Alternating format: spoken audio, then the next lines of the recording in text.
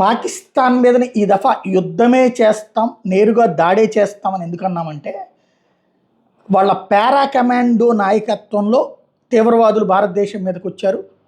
ఇక్కడ పహల్గామ్ దగ్గర ప్రజల్ని ప్రాణాలు తీశారు.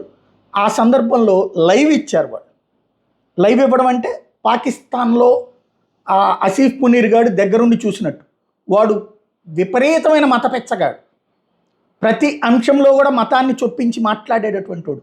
వాడి మతపెచ్చ, వాడి తలతెక్కే బంగ్లాదేశ్ నాశనానికి, బంగ్లాదేశ్లో హిందువుల నాశనానికి కారణం.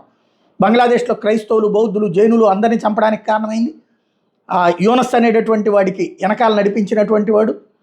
అదే సందర్భంలో ఇక్కడ ఏదైతే భారత్లో అలాంటిదే చేసుకొచ్చాడు. కావాలని హిందువా ముస్లిమా అని అడిగి చంపడం, ఇదంతా కూడా వాడు అవతల నుంచి లైవ్లో చూశాడు. అంటే యుద్ధాన్ని ప్రత్యక్షంగా చూశాడు.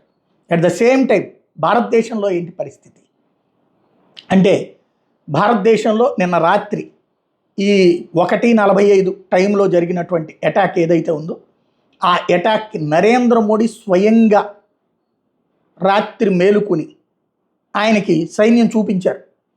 ఒకటి, మన దేశం నుండి బయలుదేరుతున్న మిస్సైళ్ళు పాకిస్తాన్లోని మనం నిర్దేశించుకున్న లక్ష్యాల దగ్గరన డ్రోన్స్ని ముందు పంపించారు.